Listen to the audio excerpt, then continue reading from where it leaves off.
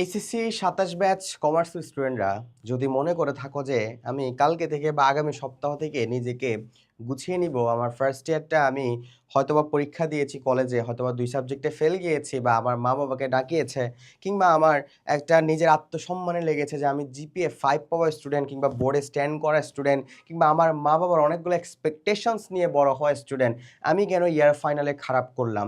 So নিজের মধ্যে যদি ওই বোধশক্তি আনতে পারো যে আগামী সপ্তাহের মধ্যে আমি নিজেকে সম্পূর্ণ চেঞ্জ করে নিব, নিজের যে ৭-৮ মাসের মধ্যে আমার সম্পূর্ণভাবে নিজেকে ওভাবে রেডি করব, তাহলে এই ভিডিওটা ভাইয়া তোমার জন্য। হ্যাঁ, আমি তোমাকে আজকে বকাঝকা করতে আসি নাই, আমি তোমাকে জাস্ট সাজেশনস দিতে আসছি যে ভাইয়া হয়তোবা তোমাকে ফার্স্ট ইয়ার থেকে শুরু থেকে আমি তোমাকে গাইডলাইন করে আসতেছি, বা আমার ইউটিউবে হচ্ছে গিয়ে হালকা স্ট্যান্ডার্ড বিজনেস স্টাডিজ বা আর্টসি ইউটিউবে অলরেডি একটা প্লে লিস্টও দেওয়া আছে, সেটা তুমি প্রতিনিয়ত দেখছো, তাও তোমার মধ্যে তুমি বোধশক্তি আনতে পারো নাই। কিন্তু এটা তোমার জন্য হতে পারে একটা কি সিরিয়াস হওয়ার একটা সম্পূর্ণ ভিডিও, যে এ কি কি কাজ করলে আমার মধ্যে ওই সিরিয়াসনেসটা আসবে। সো নাম্বার 1 হচ্ছে কি, আমরা মনে করতেছি যে সময় এখনো আছে কিন্তু আগের মতো সময় নাই। সত্য কথা। হ্যাঁ, আমি কখনো বলবো না যে সময় নাই। হ্যাঁ, একটা স্টুডেন্ট চাইলেই, একটা স্টুডেন্টের মধ্যে যদি ওই ডেডিকেশন থাকে, হ্যাঁ, ওই ডেডিকেশন যদি তার মধ্যে থাকে, সে 3 মাস থেকে 4 মাসের মধ্যে সে কমার্সের সকল সাবজেক্টের প্রিপারেশন ক্লিয়ার করতে পারবে। নো ডাউট, ডেফিনেটলি পারবে। কিন্তু আমি কখনো এই যে তাড়াহুড়াতে বিশ্বাস করি না, বা তাড়াহুড়ার মধ্যে আসলে কখনো ভালো রেজাল্ট হয় না। সো মনে হচ্ছে যে সময় আছে। হ্যাঁ, সময় আছে। কত মাস? ৬-৭ মাস, ৬-৭ মাস সময় আছে, যেগুলা আমার টেস্ট পরীক্ষার আগে। সো টেস্ট পরীক্ষা তো দেওয়া লাগবে। অনেক কলেজে তো টেস্ট পরীক্ষায় পাস না করলে তোমাকে কলেজ অ্যাডমিশন দিবে না, বা তোমাকে বোর্ড অ্যাডমিশন দিবে না। সো এক্ষেত্রে আবারও বলতেছি, সময় আছে মনে হচ্ছে, কিন্তু আমি যদি ভালো রকম যদি প্রত্যেকটা জিনিস ভালো রকম যদি শেষ করতে চাই, কিংবা হচ্ছে গিয়ে আমার পড়াশোনাটাকে ফাউন্ডেশন, অ্যাডমিশনের ফাউন্ডেশন হিসেবে রূপদান দিতে চাই, তাহলে আমাকে এখন থেকেই বুঝতে হবে যে ভাইয়া আমার এই সাবজেক্ট আছে, এই সিলেবাস আছে, অ্যাডমিশনে এই সিলেবাস আছে, আমার এখন থেকে এগুলোর জন্য লেগে পড়তে হবে। পারফেক্ট রুটিনের জন্য অপেক্ষা করিও না। অনেকেই মনে করো হচ্ছে গিয়ে রুটিন বানাবো, এরপর সুন্দর মতন পবিত্র হয়ে পড়তে বসবো। না ভাইয়া, রুটিনের জন্য অপেক্ষা করিও না। রুটিন একটা বুলশিট জিনিস। কেন বুলশিট জিনিস? রুটিন আমি কখনো ফলো করে নাই। আমি একটা টাইম বন্ড ফিক্স করতাম, টাইম বন্ড। এই টাইম বন্ড জিনিসটা আসলে কি?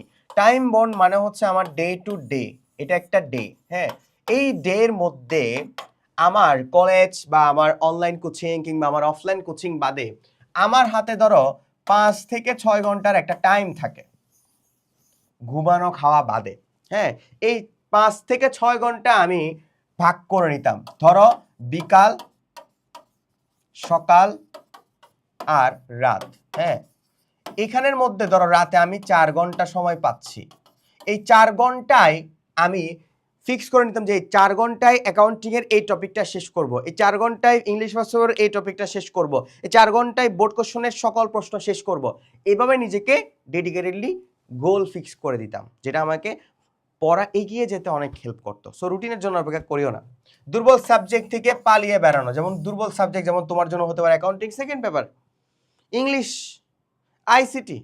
আইসিটিতে সবগুলো চ্যাপ্টার না, ফোর্থ না, থার্ড আর হচ্ছে ফিফথ প্রোগ্রামিং ল্যাঙ্গুয়েজ, আর এটা হচ্ছে তোমার কি থার্ড চ্যাপ্টার। হ্যাঁ, সো এইগুলো তোমার কাছে কঠিন মনে হইতে পারে।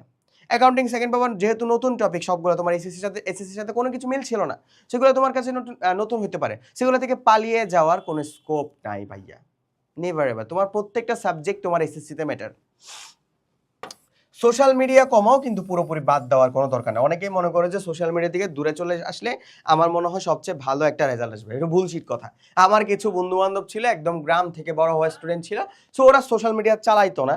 আলটিমেটলি তারা কোনো জায়গায় চান্স পায় না, গ্রামের কোনো একটা এনইউতে পড়াশোনা করতেছে বা ডিগ্রি করতেছে। সো শুধু সোশ্যাল মিডিয়া থেকে পালাই বেড়ালে তোমার অনেকগুলো অপরচুনিটি মিস হয়ে যাবে।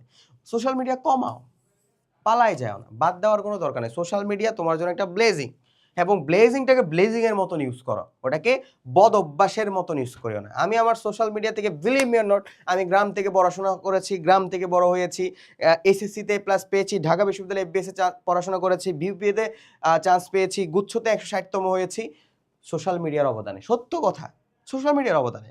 আমি সোশ্যাল মিডিয়াতে বিভিন্ন কোর্স পেয়েছি, সোশ্যাল মিডিয়াতে বিভিন্ন রিসোর্স পেয়েছি, সোশ্যাল মিডিয়াতে বিভিন্ন পিডিএফ পেয়েছি, সোশ্যাল মিডিয়াতে বিভিন্ন ধরনের ক্লাস পেয়েছি, বিভিন্ন গাইডলাইন পাইছি। লস নাই তো, কিন্তু ওটাকে আমি ভালো মতন ইউজ করব, ঠিক আছে?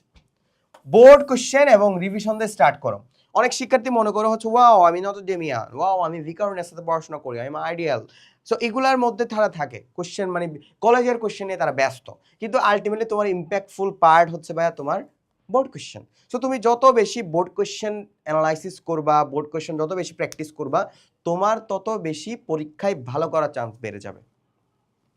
নিজেই নিজের সাথে কম্পেয়ার করো, আরেকজনের সাথে কম্পেয়ার করার কোনো দরকার নেই। হ্যাঁ, আরেকজনের সাথে কম্পেয়ার করাটা ভালো, কিন্তু ওটা অসুস্থ প্রতিযোগিতাই না। হ্যাঁ, অনেকে আছে মারলামু খাইলামু, তুই কেমনে বেশি পাস হয় দেখবো। মনে রাখবা, আমার বন্ধু সাথে আমার কম্পেয়ার করে কোনো লাভ নেই। আমি বাংলাদেশে ধরো কমার্সের 1.5 লাখ থেকে 2 লাখ স্টুডেন্ট আছে। এই 1.5 লাখ থেকে 2 লাখ স্টুডেন্টের মধ্যে ধরো 20,000 স্টুডেন্ট এ প্লাস পাচ্ছে, কিংবা 10,000 স্টুডেন্ট এ প্লাস পাচ্ছে, আমি ওদের মধ্যে থাকবো। 10,000-এর মধ্যে ধরো 1,000 স্টুডেন্ট ঢাকা বিশ্ববিদ্যালয়ে এপিএসসি চান্স পাচ্ছে, আমি ওদের মধ্যে থাকবো। এই 1.5 লাখ স্টুডেন্টের মধ্যে বাংলাদেশের টপ 1000-এর মধ্যে আমি থাকবো। দিস ইজ ইয়োর কম্পারিজন বাংলাদেশের সাথে। তুমি এসএসসিতে থাকো, এখন তোমার গ্রামের তোমার বন্ধুর সাথে কম্পেয়ার করে কোনো লাভ আছে? লাভ নাই। এবার আসো, ফার্স্ট ইয়ারটা শেষ করে ফেলেছি, সেকেন্ড ইয়ারে এই ভুলগুলো করা যাবে না। আমাদের এসএসসি 27 ব্যাচের কমপ্লিট একাডেমিক অ্যাডমিশন আছে। কমপ্লিট একাডেমিক অ্যাডমিশনে আসলে কি করেছে আমরা? কমপ্লিট একাডেমিক অ্যাডমিশনে আমরা করেছি যে একজন স্টুডেন্টদের একাডেমিক প্রয়োজন, সাথে এখন অ্যাডমিশনের প্রয়োজন। কারণ তুমি যদি এখন অ্যাডমিশনকে স্কিপ করে যাও, আমি বিলিভ মি, আমি তোমাকে 100% গ্যারান্টিতে বলতে পারবো তুমি ঢাকা বিশ্ববিদ্যালয়ে চান্স পাবা না। তোমার এখন থেকে অ্যাডমিশনে ফোকাস করতে হবে। সো অ্যাডমিশনে এখন থেকে ফোকাস করার জন্য আমাদের একাডেমিক অ্যাডমিশন তোমার ক্ষেত্রে লাগবেই। কেন? তুমি যদি এসএসসি শেষ করো, তোমার এখন কোনো কোচিং, কোনো অফলাইন, কোনো অনলাইন তোমাকে অ্যাডমিশনের প্রিপারেশন তোমাকে 100% দিবে না, শুধু আমরা দিব। কারণ আমরা বিশ্বাস করি একজন স্টুডেন্টদের একাডেমিক যতটুকু গুরুত্বপূর্ণ, একাডেমিক যতটুকু ফাউন্ডেশন, ঠিক ততটুকু তার অ্যাডমিশনটাও ততটুকু গুরুত্বপূর্ণ। ঠিক আছে? তো সবাই ভালো থাকবা, সুস্থ থাকবা। কোর্স এনরোল করার জন্য এখনই ভিজিট করো হালকেস্টের ওয়েবসাইট অথবা এজ কোর্স। আসসালামু আলাইকুম।